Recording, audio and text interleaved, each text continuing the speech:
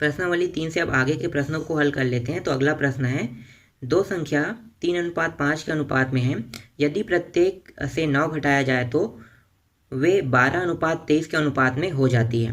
बताइए पहली संख्या क्या है। तो पहली संख्या हमें ज्ञात करना है। तो ना तो हमारे पास पहली संख्या और नहीं हमारे पास दूसरी संख्या है, तो क्या करेंगे, हम संख्या को ही मान लेंगे। तो मान लो, तो माना संख्या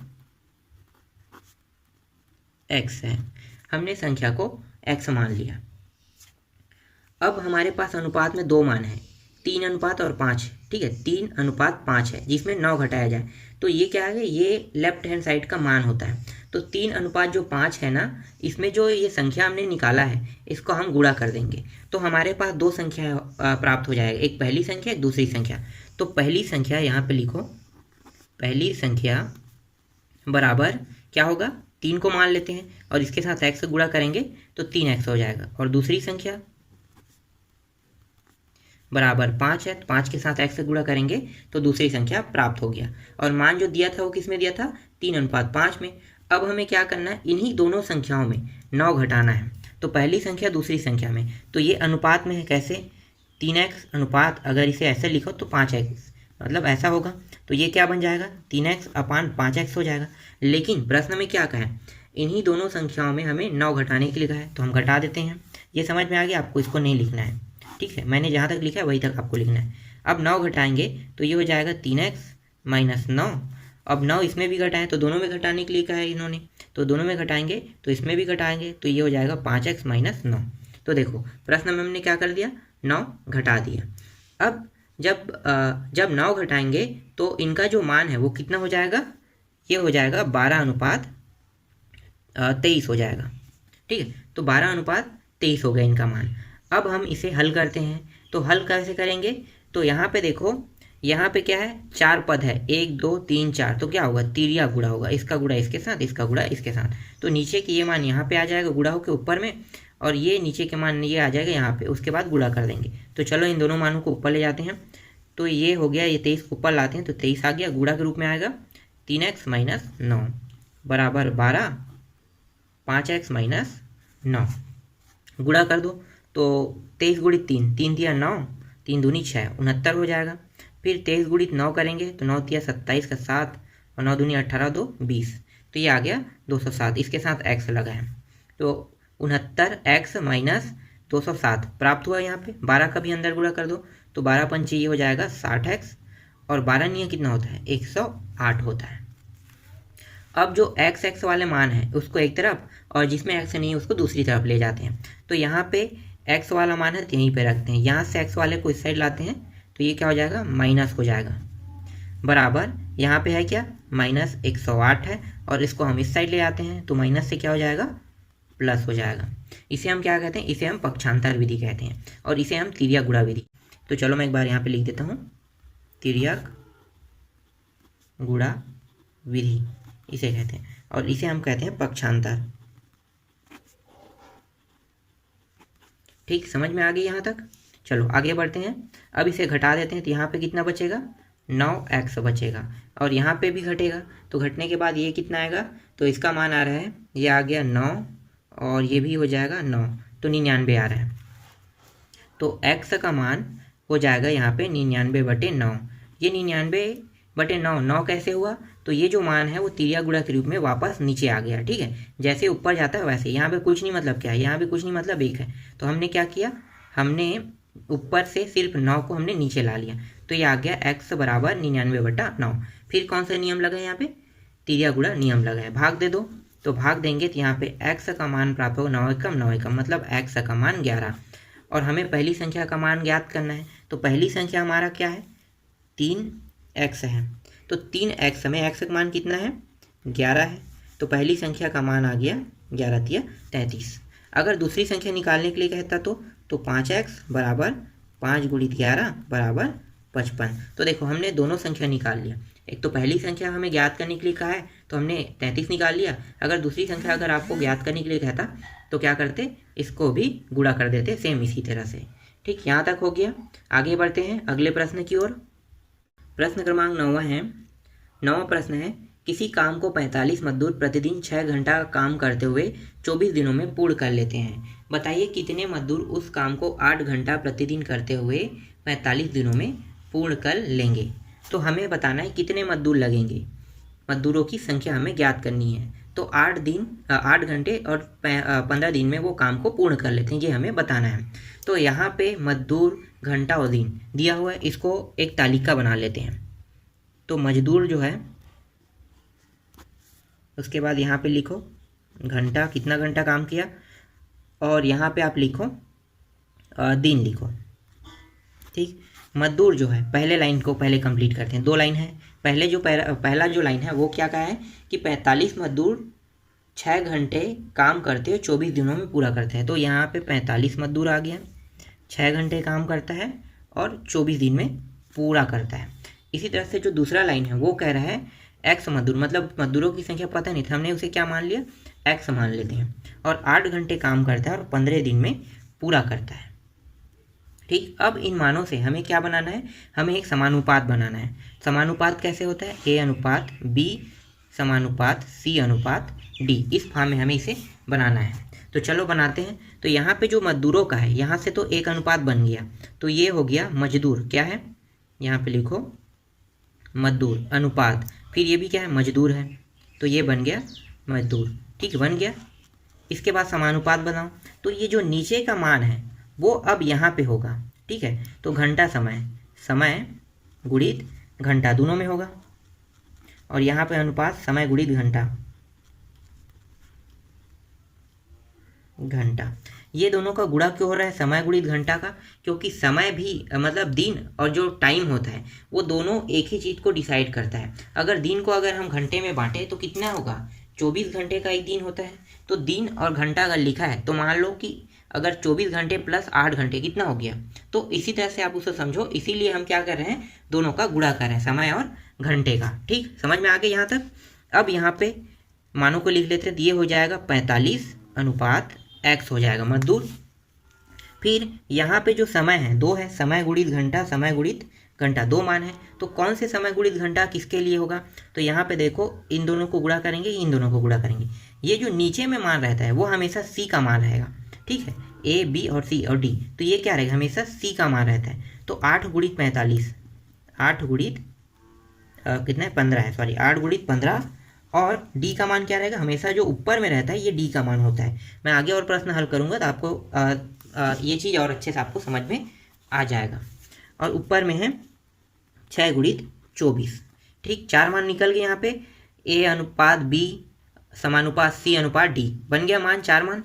अब हम इसे व्यक्त कर लेते हैं, तो 45 बटा एक्स हो जाएगा, बराबर ये वाला मान सी है, तो 8 गुणित 15, और ये हो जाएगा 6 गुणित 24। जो कट है उसको कटा दो, तो 8 एकम 8 तिया 24 कट गया। फिर कट रहा है देखो 3 एकम 3 पंचे, तो यहाँ पे बचा क्या 5 और 6 बचा है, तो ये हो गया 45 बटा एक्स बचा यहाँ पे, और यहाँ पे बचा है 5 बटे 6। अब ये जो मान है इसको हम तिरिया गुणा करके यहाँ पे ला लेते हैं, तो तिरिया गुणा होकर के ये यहाँ पे चला जाएगा और ये मान ऊपर चला जाएगा। तो ये हो गया 45 गुणित 6 बराबर 5 गुणित एक्स हो गया। फिर ये हो जाएगा 45 गुणित 6, इस 5 को हम नीचे ला लेते हैं, फिर वापस तिरिया गुणा करके 5 को यहाँ पे नीचे ला लें। जैसे ये एक्स ऊपर गया तो ऊपर से हम किसको नीचे ला लिए 5 को, तो यहाँ पे बचा क्या सिर्फ एक्स बचा। 5 के पहाड़े में देखो ये कट है, 5 एकम 5 निया 45, और 9 गुणित 6 कितना बचा है, 9 गुणित 6 बराबर एक्स। तो 9 गुणित 6 कितना होगा, तो 9 गुणित 6 हो जाएगा 54, 9 छक्के 54 होता है, तो ये आ गया 54 एक्स। तो यही क्या है हमारा आंसर है। तो 54 मजदूर जो है वो 8 घंटे प्रतिदिन काम करते हुए 15 दिनों में पूर्ण कर लेंगे, यही क्या है इसका आंसर। ठीक, समझ में आ गया। आगे बढ़ते हैं नेक्स्ट प्रश्न की ओर। 10वां प्रश्न है, किसी काम को 25 व्यक्ति 6 घंटे प्रतिदिन करके 9 दिन में पूर्ण करते हैं, तो बताइए 15 व्यक्ति 9 घंटे प्रतिदिन काम करके उस काम को कितने दिनों में पूर्ण करेंगे। तो यहाँ पे जो मान है इससे हम एक तालिका पहले निर्माण कर लेते हैं। तो व्यक्तियों की, व्यक्ति क्या है पहले, तो हम पहले व्यक्ति लिखेंगे, फिर उसके बाद क्या है घंटा लिख देते हैं, कितने घंटा लगता है और कितने दिन लगता है। ठीक, व्यक्ति कितने व्यक्ति लगे किसी काम को कर रहे तो 25 व्यक्ति लगे, उसके लिए समय कितना लगा, घंटा जो है वो 6 घंटा और दिन 9 दिन लगा। इसी तरह से दूसरा लाइन बना लेते हैं। तो 15 व्यक्ति 9 घंटे, ठीक है, तो यहाँ पे हो गए 15 व्यक्ति 9 घंटा काम करके कितने दिनों में काम को पूरा करता है। तो हमें क्या ज्ञात करना है इसमें, दिनों की संख्या, तो इसको हमने x मान लिया। देखो जो चीज़ हमें ज्ञात करना होता है उसे हमें क्या मानना होता है, x मानना होता है, तो हमने यहाँ पे सिंपल से x मान लिया। अब हम यहाँ से एक तालिका एक समानुपात बना लेते हैं। तो समानुपात कैसे बनाओगे, पहले व्यक्ति को लिखोगे, फिर से व्यक्ति बनेगा क्योंकि व्यक्ति 2 बार आता है। उसके बाद समानुपात क्या हो जाएगा, गुणा हो जाएगा, समय, घंटे को हम क्या कहते हैं समय, और ये दिन, दोनों का गुणा, फिर क्या होगा, समय और दिन का गुणा हो जाएगा। व्यक्ति कितना है 25 अनुपात, और ये है 15 व्यक्ति। समानुपात के बाद यहाँ पे क्या होगा, कौन से मान को पहले लिखें, इन दोनों को गुणा पहले करें कि इन दोनों को, नीचे वाले को पहले हमें लिखना होता है। सी का मान नीचे वाला होता है और हमेशा डी का मान क्या रहेगा, ये रहेगा, और ये हमेशा सी का मान रहेगा। तो ये सी पॉइंट है। तो यहाँ पे हो जाएगा 9 गुणित x हो जाएगा, अनुपात समय और दिन, फिर क्या है 6 गुणित 9 है। अब व्यक्त कर दो तो ये हो गया 25/15 बराबर 9x/6 गुणित 9। अब जो कट है उसको कटा दो, तो देखो 9 और 9 कट गया, तो यहाँ पे बचा क्या, यहाँ पे बचा है 25/15 और x/6 बस बचा है। अब इसे तिरिया गुणा करके हम नीचे से दोनों मान को ऊपर ले आते हैं, या सिर्फ हम इस मान को ऊपर ले जाते हैं। क्यों, क्योंकि अगर हम इस 15 को यहाँ पे लेंगे फिर वापस हम इसे 15 को यहीं पे लाएंगे, तो हम सिर्फ क्या करेंगे, इस 6 बस को यहाँ ले आते हैं, तो x अकेला हो जाएगा। तो 25 गुणित 6/15 और ये x अकेला हो गया। तो ये हो गया 5 तिया कितना है, 5 तिया और 5 पंचे, 3 एकम 3 दूनी, तो यहाँ पे बचा 5 गुणित 2 x, 5 दूनी 10 आ गया। तो 10 दिनों में 15 व्यक्ति 9 घंटा काम करके उस काम को 10 दिन में पूरा करता है। तो x का मान 10 आ गया, ये क्या है, इसका आंसर है। ठीक, ये भी प्रश्न समझ में आ गया। नेक्स्ट प्रश्न को अब हल कर लेते हैं।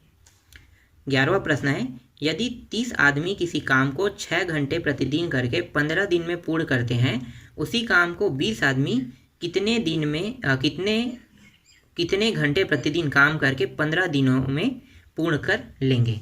तो हमें क्या निकालना है, घंटे का मतलब समय हमें इसमें ज्ञात करना है। तो पहले इसको तालिका पहले बना लो। जब भी हम तालिका बनाते हैं तो ये चीज़ें क्या होती है, आसान हो जाती है। तो तालिका बना लेते हैं 11वां प्रश्न के लिए। तो आदमी पहले दिया हुआ है, आदमी, उसके बाद घंटा, फिर दिन लिख लो। कितने आदमी हैं, 30 आदमी। ठीक, कितने घंटे काम करता है, 6 घंटे, और कितने दिन लगाता है, 15 दिन लगाता है।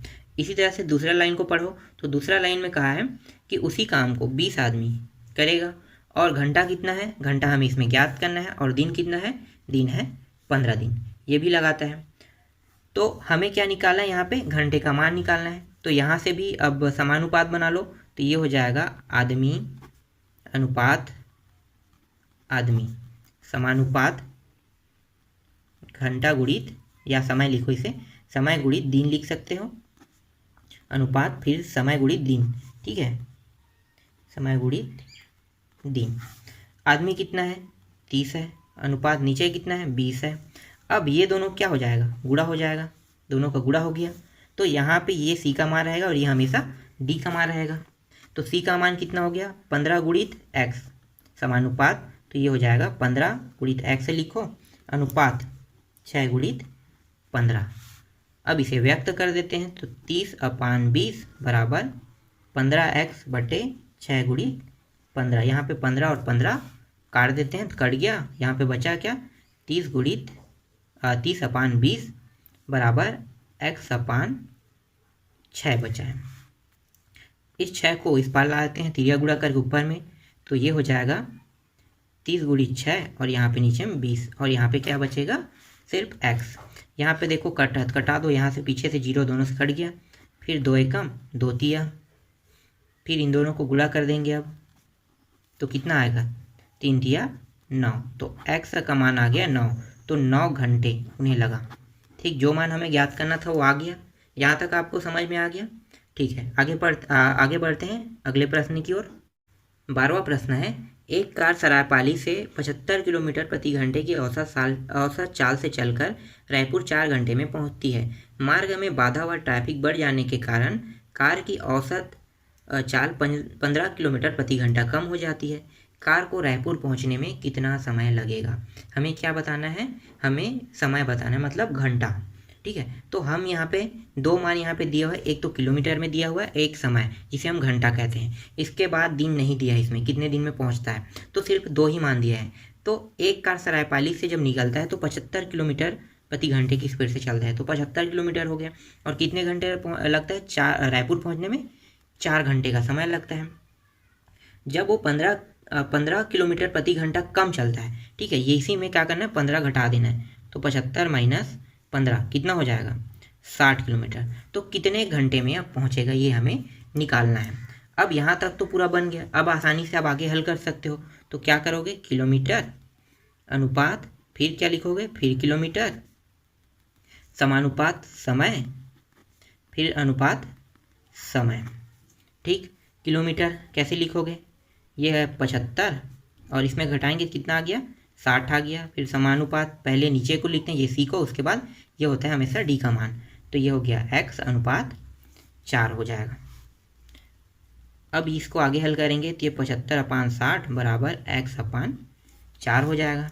तीरा गुणा करके सिर्फ हम इस मान को ऊपर ले जाते हैं, तो ये हो जाएगा 75 × 4/60 और ये हो गया x।